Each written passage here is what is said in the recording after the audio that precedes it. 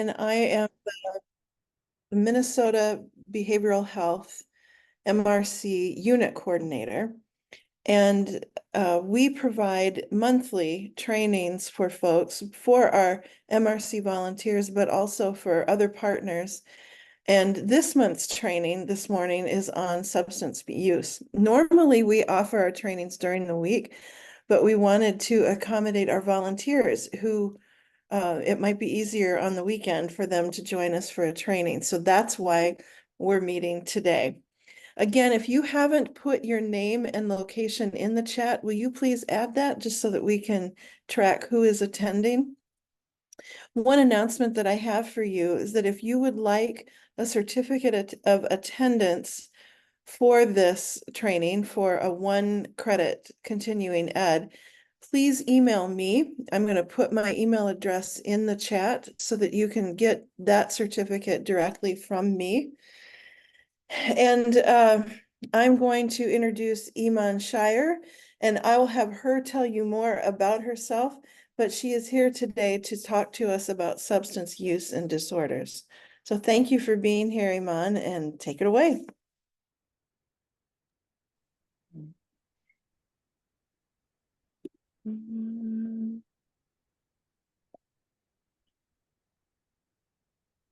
Okay. And here. Oh, okay. All right. So my name is Iman Shida, and I'm an intern at the Minnesota Department of Health with the Disaster Behavioral Health. And I'm also a Master's of Public Health student at the University of Minnesota. I am here to present the training on substance use and disasters.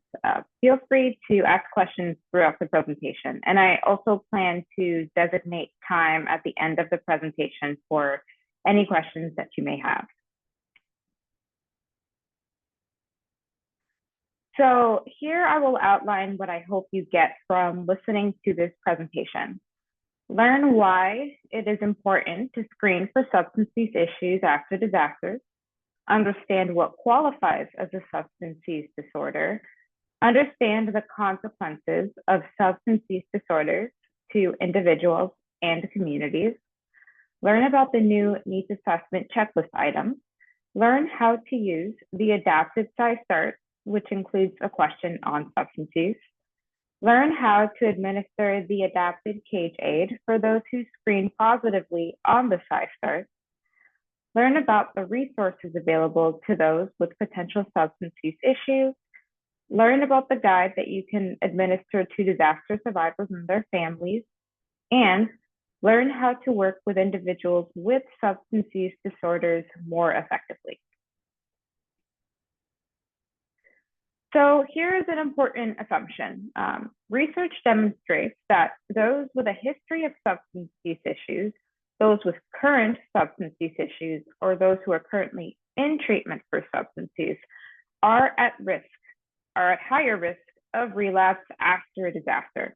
So a disaster is a trigger to use. However, research also demonstrates that those without a history of substance use issues do not have a higher risk of developing substance use issues after a disaster. There's still a risk, it just doesn't increase from the disaster. So this presentation will focus on the population affected, which is the people who are at higher risk of developing substance use issues after a disaster. While most people do not have substance use issues, a significant number of people do, which we will discuss in the coming slides. So now I'm going to talk about the scope of substance use issues in the United States to demonstrate the magnitude of the population who may be affected after a disaster. In 2021, 48.7 million people ages 12 and older met the criteria for a substance use disorder in the past year. This is 17.3% of the population. It is also important to note that 94% of individuals with a substance use disorder did not get treatment or think that they needed treatment. So a lot of people are getting missed. Lastly, 30.1 million people report having any substance use issue in their lifetime, and this is 11.8% of the population. 72% or 21.3 million people consider themselves recovered. So most people do get better. And here are some Minnesota statistics. According to the 2020 biennial report to the legislature by the DHS, 5.5% of Minnesotans meet criteria for an alcohol use disorder, and 2% of Minnesotans meet the criteria for a drug use disorder. However, only 7.4% of Minnesotans who need substance use disorder treatment received it, and there's less access to care for those who are of lower socioeconomic status.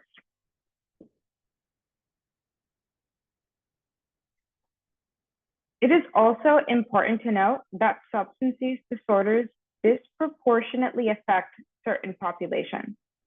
Firstly, some groups are at higher risk of developing substance use disorders in the first place.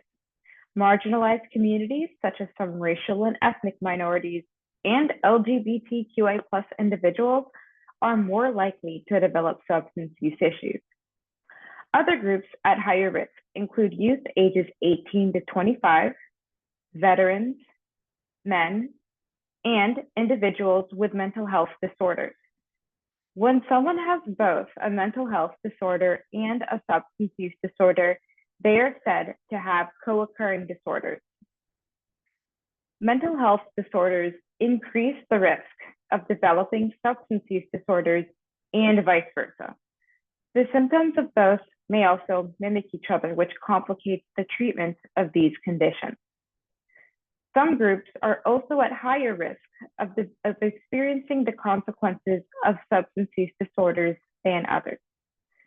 For example, Caucasian American people have higher rates of substance use disorders than African American people. But as you can see in the graph to the right, and this is a chart made by the Minnesota Department of Health, African American people experience a higher burden of drug overdose deaths.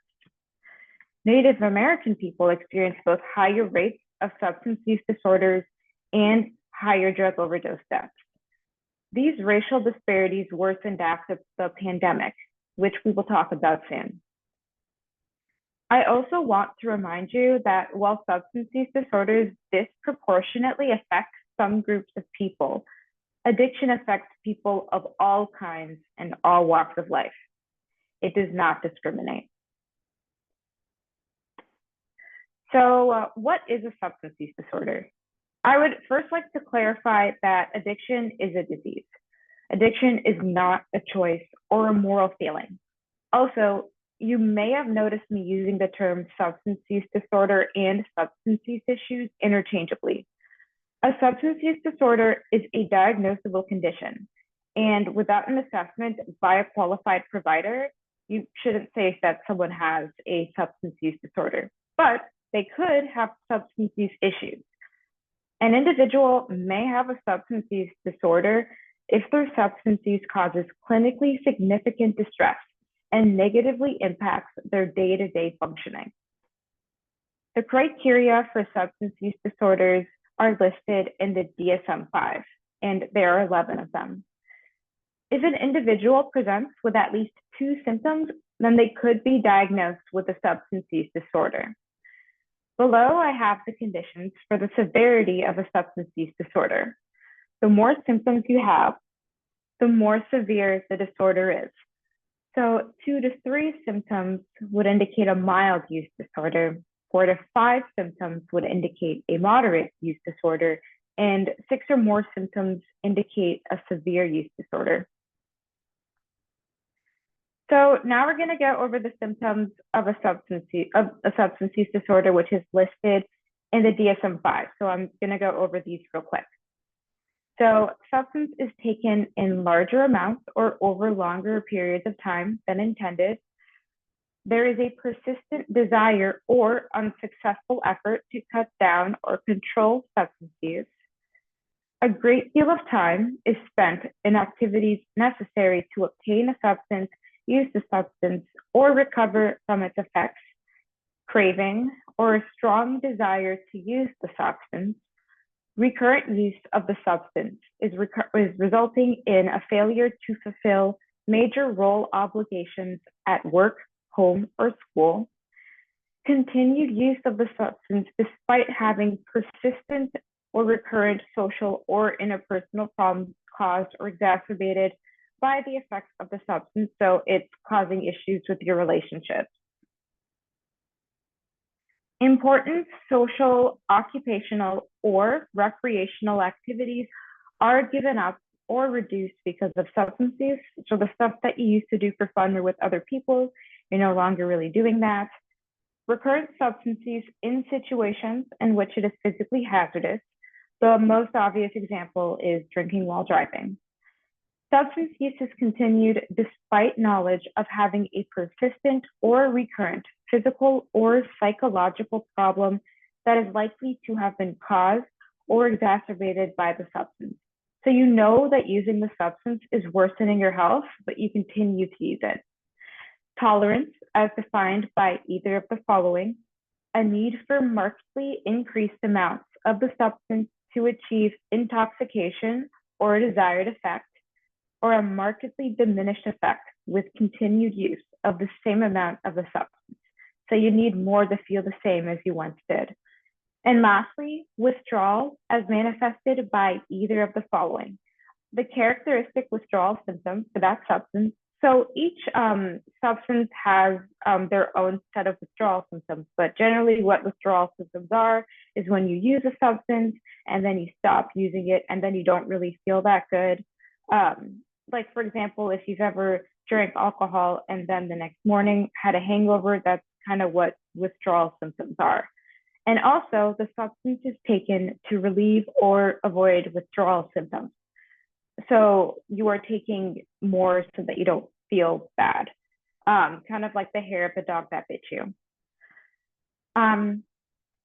So it is not important to know these symptoms, and I certainly don't expect you to diagnose people when you're on the field.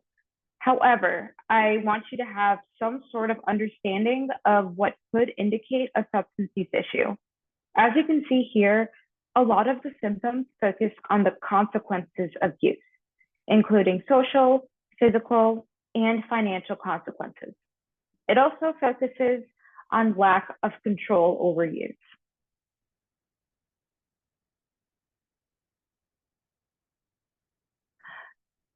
So here are indicators of what aren't substance use disorders. Using any sort of illicit substance, period. Drug use does not indicate that people have a problem with drugs. Most people who use illicit substances do not develop a substance use disorder.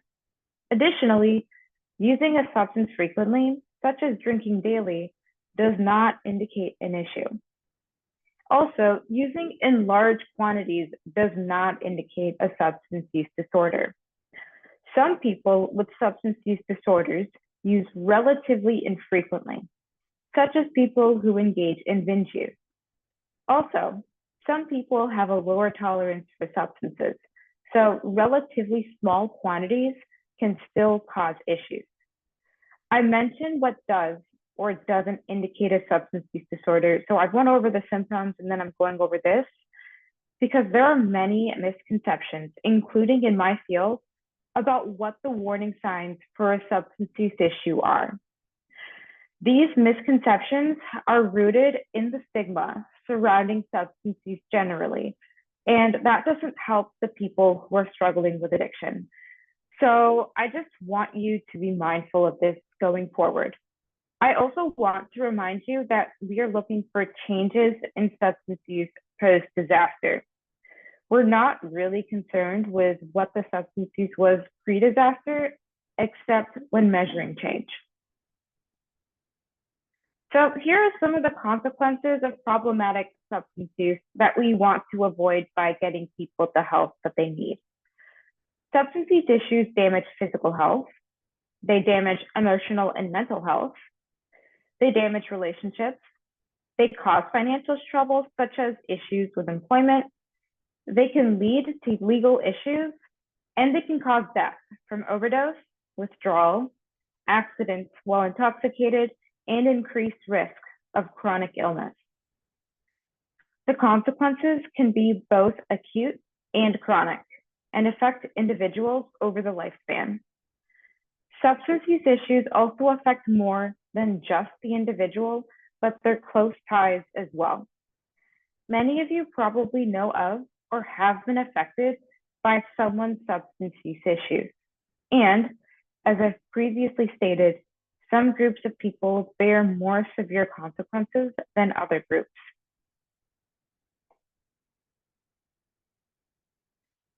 And now we will talk about the consequences of substance use disorders in the community. Substance use issues cost a lot of money. In the United States, substance use disorders cost hospitals $13.2 billion in 2017. Also, substance use disorders cost $400 billion through lost work time, healthcare expenses, criminal justice involvement, and motor vehicle accidents. And there is a human toll as well. So just as a side note, so nicotine use disorder is also a substance use disorder. And so secondhand smoking is when somebody is smoking and then other people inhale that smoke. And secondhand smoking, it causes 41,000 deaths every year in the United States. And in 2022, 13,524 people died in motor vehicle accidents where at least one driver was under the influence of alcohol.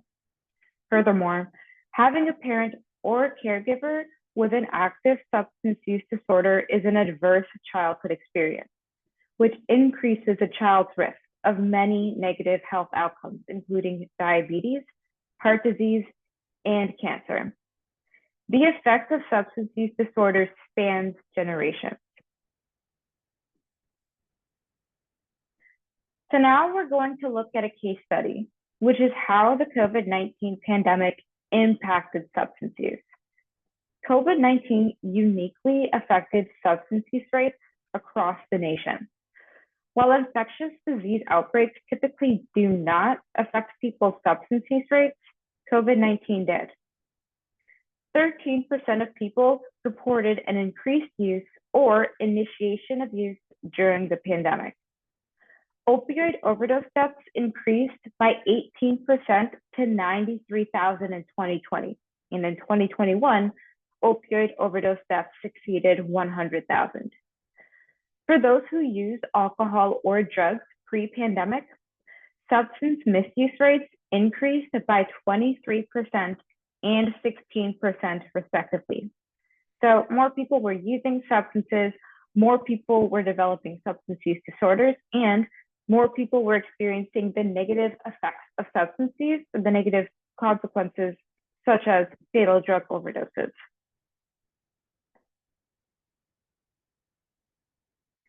So there are multiple causes for increased substance use and more substance use issues during the pandemic and the heightened consequences.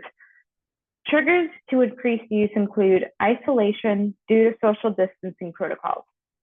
Connection is important to maintaining good mental health, and people may turn to substance use to cope with the isolation.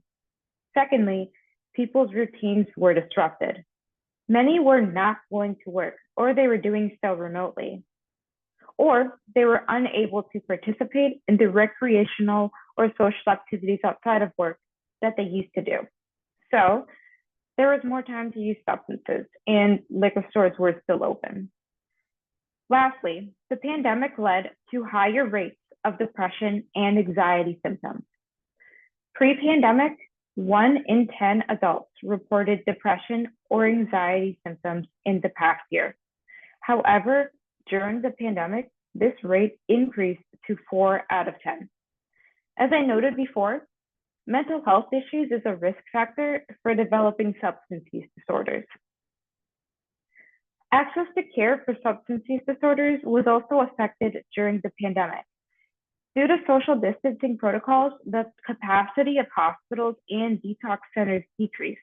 Also, hospitals were really focused with the COVID-19 pandemic And this affected the ability to obtain care for individuals experiencing acute intoxication or withdrawal symptoms. Secondly, outpatient treatment centers decreased their hours and their appointment availability, and this reduced their capacity and therefore the access to treatment for those who needed it. However, telehealth treatment increased in popularity during the pandemic, and this increased accessibility of care, especially in rural and lower income areas. Sorry, I'm gonna drink some water.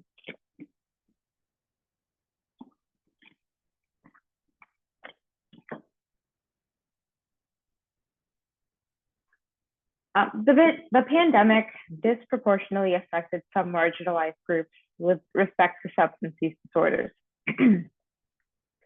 Opiate overdose rates increased for African American people during the pandemic, but decreased for Caucasian American people. This is especially significant because more Caucasian American people report opioid use than African American people. Also, African American people and Hispanic American people were more likely to initiate or increase substance use to cope with the pandemic than Caucasian American people. So some causes of these disparities include racism, discrimination, and stigma. Racism causes stress and it negatively impacts the health of affected groups. It also affects the type of treatment that people can get. Racial minorities also face the double stigma of race and the stigma of addiction if they're struggling with a substance use disorder.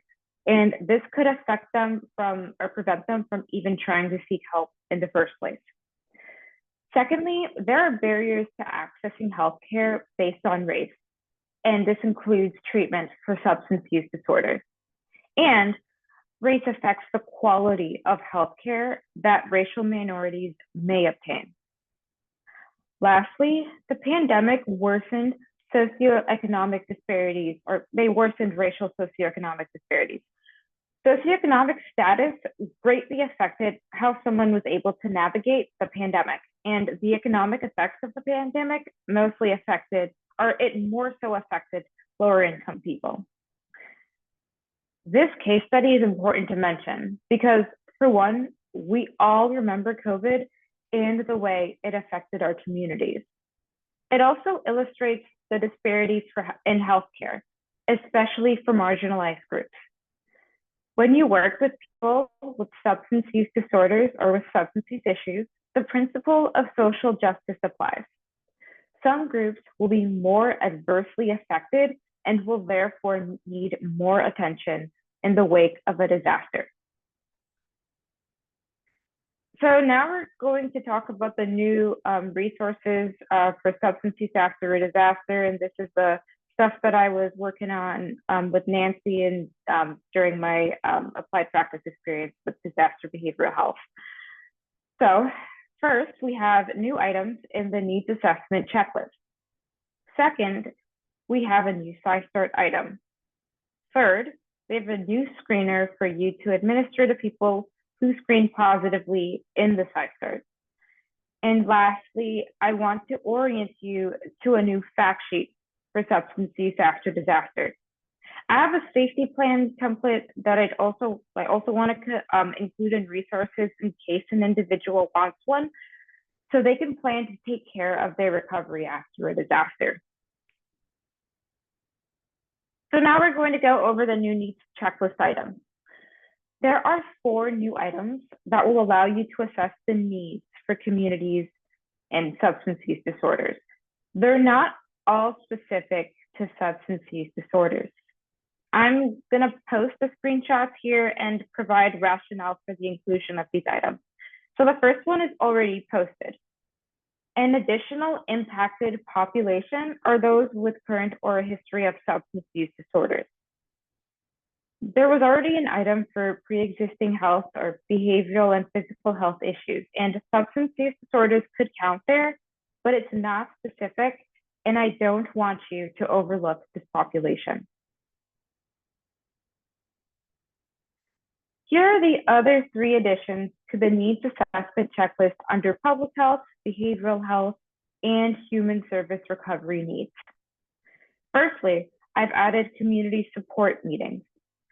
I've included examples of community support meetings such as sober support groups and grief support groups, but any type of support group could also count as a need. While there was the item community resilience building activities, the examples provided in the checklist included forums and fairs, which are not related to support groups. Sober support groups are an integral part of an individual's recovery program that could be disrupted after a disaster. So I again want to make sure that you noted this in your community needs assessment. The second item is about access to medications in a disaster, both prescription medications and over-the-counter medications. Again, this is not specific to substance use disorders.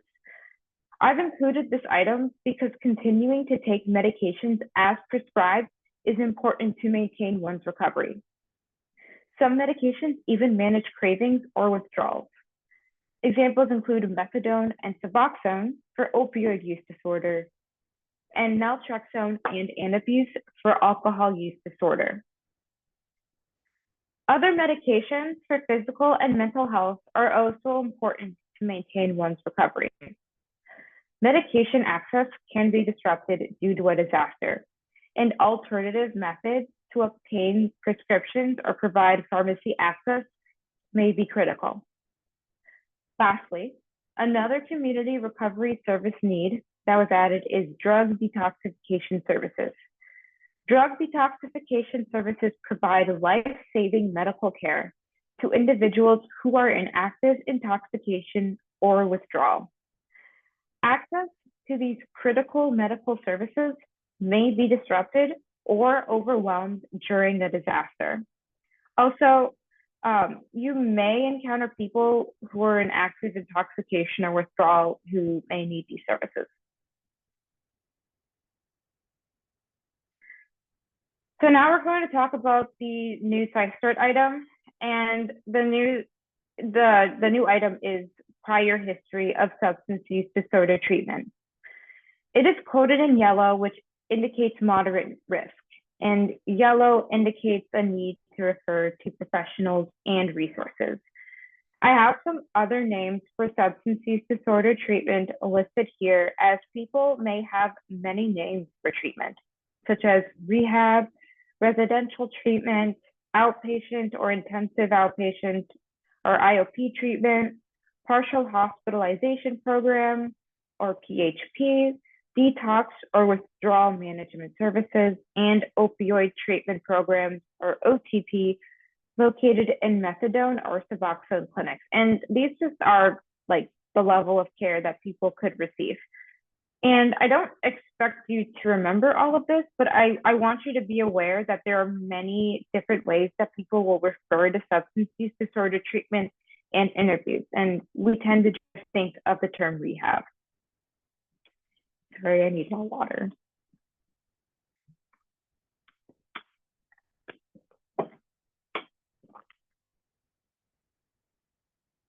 So for those who do indicate prior substance use disorder treatment or prior substance use history, I have an adapted KJ for you to administer. After like somebody kind of they screen positively, you'd want to administer this screener, and then this screener would then kind of be the gatekeeping for whether somebody should have like a referral to a professional. So the KJ is an acronym which stands for Cutting Down Annoyance by Criticism, Guilty Feelings, Eye Opener, Adapted to Include Drugs. So it's an acronym. And the KJ is a popular short screener to detect potential substance use issues. The regular KJ looks at either lifetime issues or issues in the past 3 months. However, the adapted KJ only looks at substance use since the disaster occurred. It can be administered to both adolescents and adults. The KJ consists of 4 yes or no questions. and you should read the script to the individual and collect the responses, although they can fill out the screener themselves. If someone has one or more yes responses, you should refer them to a professional for further assessment. So this is what the adapted KJH form would look like. As you can see here, there are the 4 questions. Have you ever felt guilty, or have you ever felt you ought to cut down on your drinking or drug use? Have people annoyed you by criticizing the drinking or drug use? Have you ever felt bad or guilty about your drinking or drug use? Have you ever had a drink or used drugs first thing in the morning to steady your nerves or get rid of a hangover? And this is the eye-opener question. If they say yes to at least one of these questions, then you refer them to a professional, and the professional would conduct an assessment.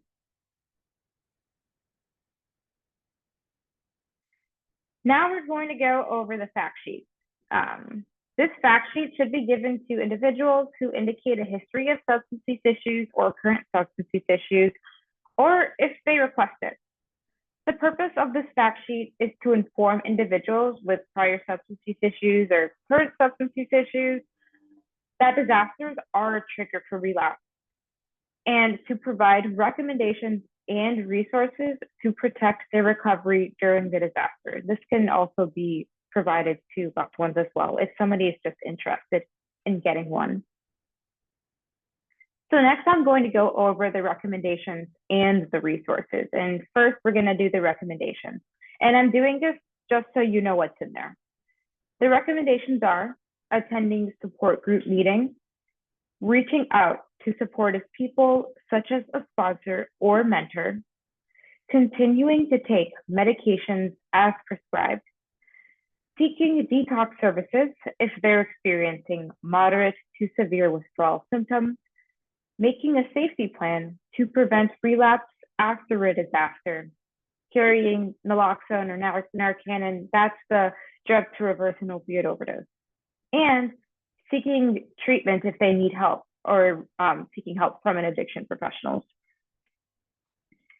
You may encounter people who are going through withdrawal when you're on the field or completing interviews. Withdrawal symptoms are serious and can be fatal, especially if they are withdrawing from alcohol or benzodiazepines. Please refer these individuals to a medical facility, such as a hospital or a detox center, if they present with these withdrawal symptoms. It is also very important, as I've mentioned before, for those who do take medication-assisted treatments, or MAT, or medications for opioid use disorder, or MOUD, to continue to take their medications. And that's examples are like methadone, Suboxone, naltrexone, Antabuse. And those types of drugs, they reduce cravings and blunt withdrawal symptoms. If they run out of medications and can't get a refill from their regular doctor or pharmacy, they should go to an emergency room or obtain an emergency script.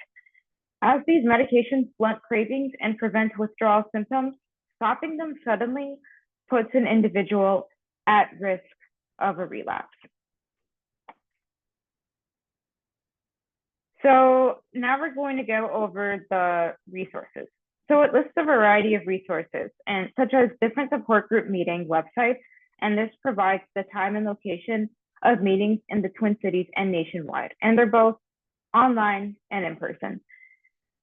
Most people have probably, sorry, I have to drink water again.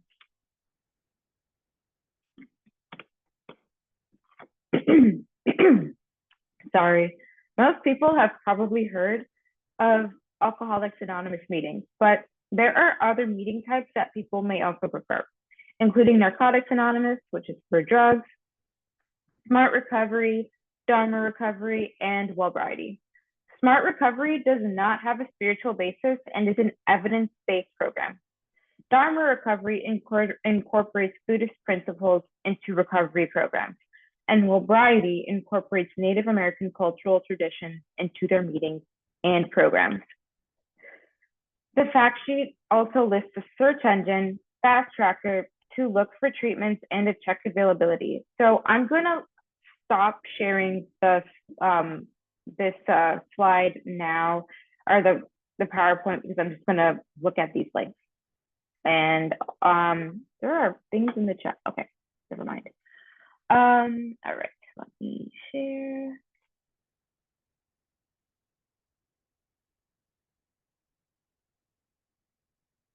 Okay. All right, so first we're gonna go over Fast Tracker, and this is a search engine where you can look for like treatment or for substance use disorders, and you can also look for treatment for mental health as well. So I'm just gonna kind of show you how it works, just in case like somebody would want to know how it works, or just in case you know maybe, or just in case you want to know how it works as well. So I'm just gonna type something in here. All right, so this is kind of what it looks like. So you can kind of fill out these fields, zip code, 14, services. As you can see here, there's mental health and there's substance use stuff. So substance use stuff are probably, it's gonna be here. And there's, again, a lot of different types of services. Let's look at residential treatment. That's where people live in the treatment center. Insurance, it can filter by someone's insurance plan. And then availability, let's say that they want to go like today or tomorrow or something, like as soon as possible.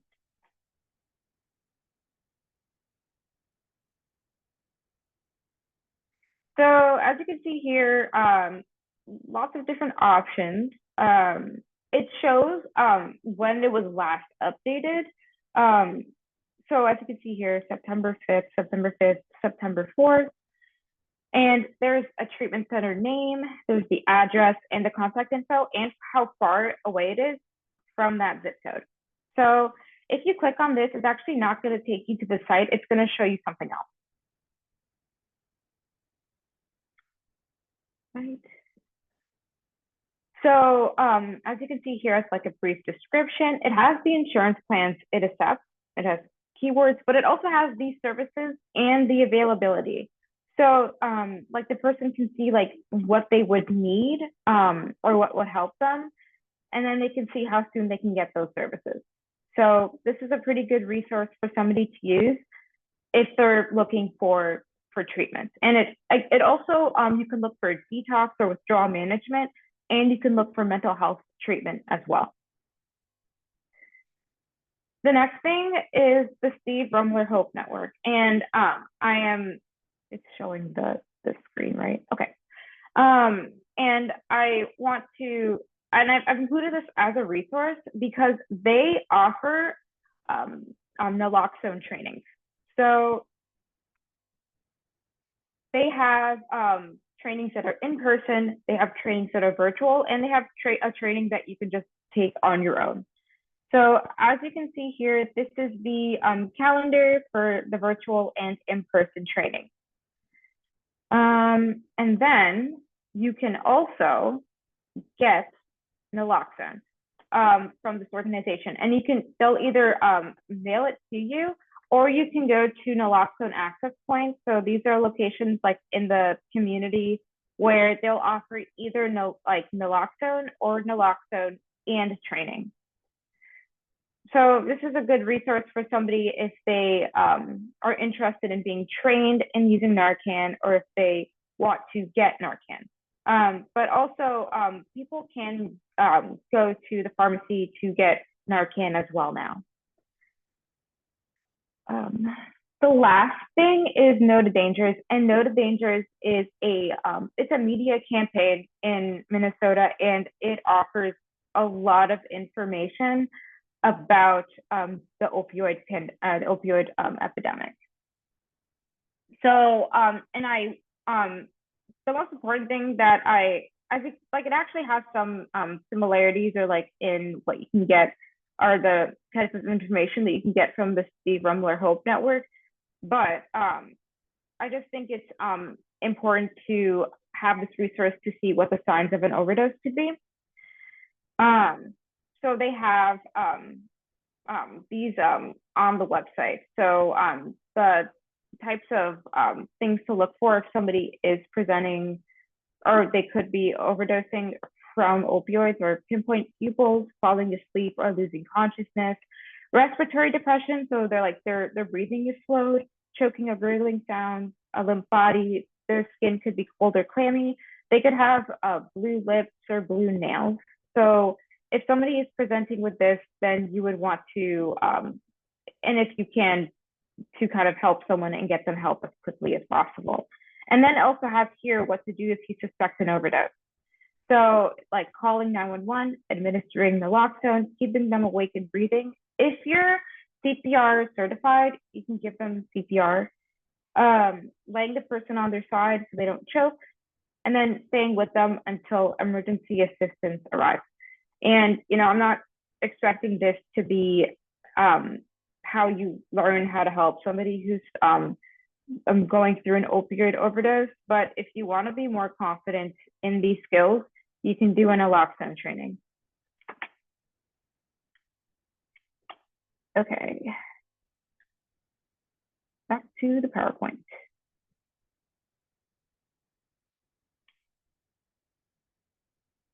Oh, there it is.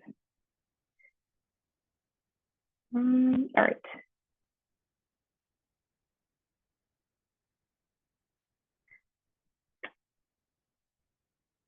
So this is a screenshot of part of the fact sheet. It has what I talked about during the last slide, so I'm not going to go over it again, but this is what it'll look like.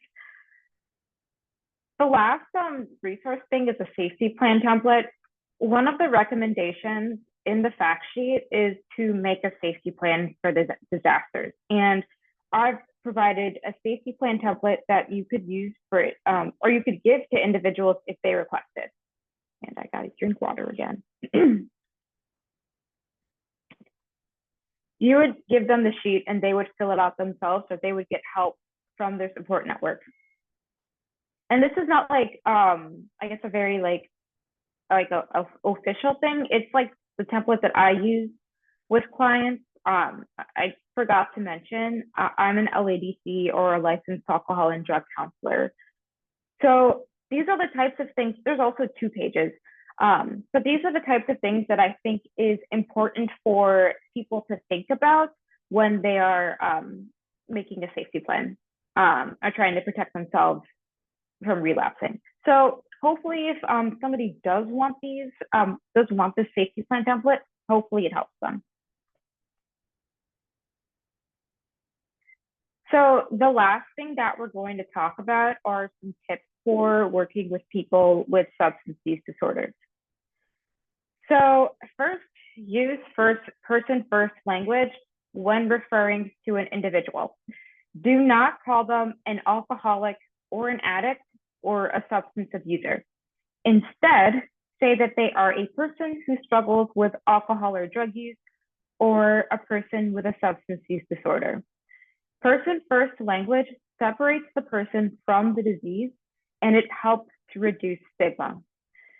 Secondly, please understand that addiction is a disease and not a choice or a moral feeling. And I know I've said this before, but it bears repeating. There are biological, psychological, and environmental components to developing substance use disorders. And this is called the biopsychosocial model. And it is a popular model for talking about the etiology of addiction. Also, people can't just quit. Please don't tell someone to just quit. This sounds obvious, but it happens. It's kind of like telling someone with diabetes to just fix their pancreas. And it's not helpful. And also, addiction is a disease that most people recover from. It usually isn't a terminal illness, and people do go on to live productive and fulfilling lives. Struggling with a substance use disorder for many people is just like a momentary part of their lives, and they go on to do great things after that. It doesn't define them. Thirdly, remember that substance use disorders, oh, I'm so sorry. Thirdly, remember that substance use disorders impact some groups more than others. Remember the COVID-19 case study we discussed earlier.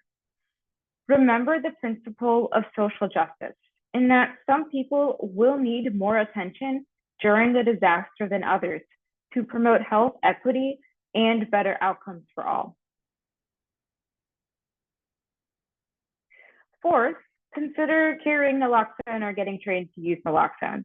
And as I said before, naloxone is the drug that reverses an opioid overdose. You can get trained for free, and you can obtain free naloxone from naloxone access points or nonprofits. And you can also buy naloxone over the counter. And lastly, not everyone wants to stop using drugs. It's best to meet them where they're at and to minimize harm. So you don't want to make someone's goals for them. You want them to come up with that. You want them to have more autonomy and agency over the type of help that they get. And this principle is called harm reduction. These individuals, they may need supplies to use safely, such as fentanyl testing strips and clean needles. And also, they may have more urgent needs, or they may prioritize other needs in that moment. And that can include housing, it can include clothing, shelter, food. Or they could have some urgent physical health needs. Yeah, I just don't assume that everybody wants to abstain from substance use. I also forgot to mention the Steve Rumler Hope Network also provides fentanyl testing strips too. What testing strips do is you test the drug. If you buy a drug illicitly, you can test it for like things that you don't want to be in there, such as fentanyl, because it's much more dangerous, prone to overdose. So that concludes the presentation. Does anyone have any questions?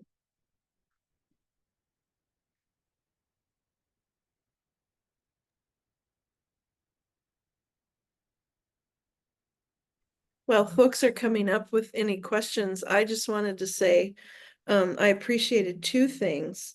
I love that you have added substance use disorder to our disaster response assessments, and that is fantastic to help us meet the needs of folks who are in that population that we haven't been addressing before. And I also appreciated that you showed us the websites and how to get on, and that was fantastic. Thank you for that. Yep. The training will be available for review after today, and when I get the link, I will send that to you. If you'll put your email address in the chat, I'll make sure that you get that. Yeah, I agree, Caitlin. I think it was a great presentation. Thank you, Iman. Thank you. Does anyone have any questions? I think Rachel has her hand up. Yeah, I answered that. Oh, okay. With that she wanted to know about the training. Oh no, that was Carissa, not Oh, me. sorry. Go ahead, Rachel. Thank you. First of all, this is a really great presentation. Really informative. So thank you for all of your work. Even it was great. I was wondering, would you have any ideas about how like emergency preparedness partners can incorporate like people with substance use disorder into their emergency preparedness plans, like considerations that they should be making ahead of time?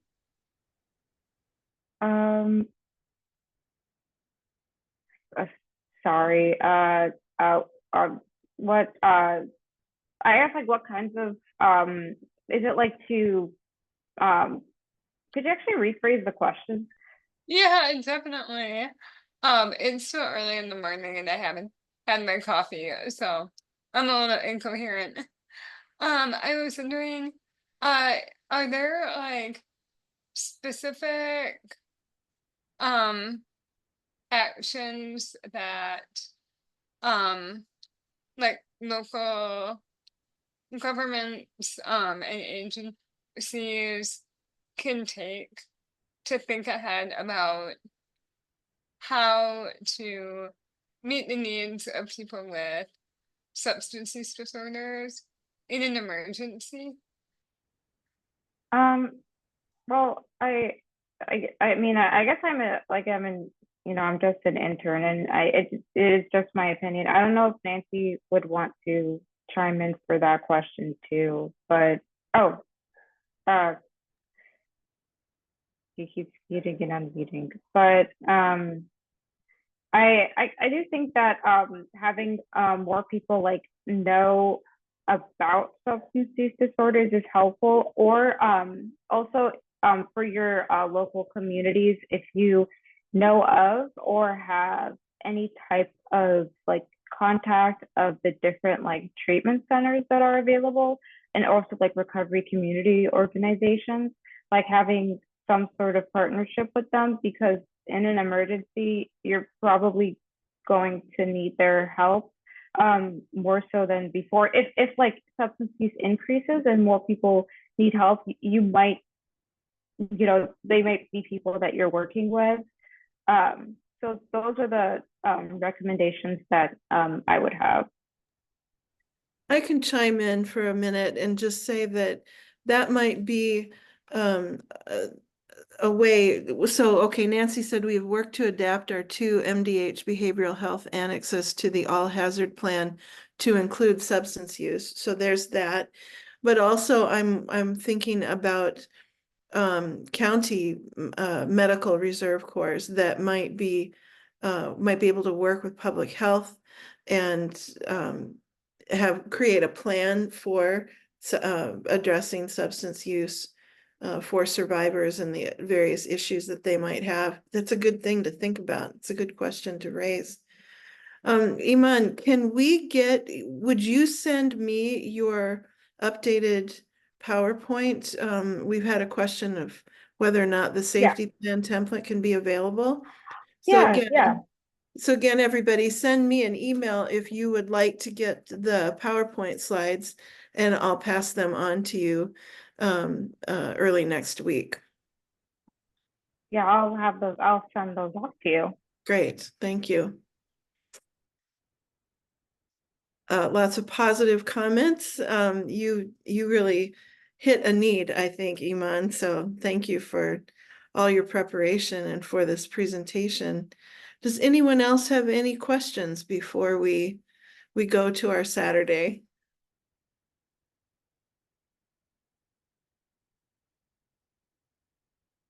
Okay, well, thank you again, Iman, for presenting this morning. Really appreciate it. And to all of you, thank you for attending and taking some time on your Saturday morning to learn more about substance use. And let me know if you have any questions or if you want any materials, reach out to me. Otherwise, have a great rest of your weekend. Goodbye, everyone.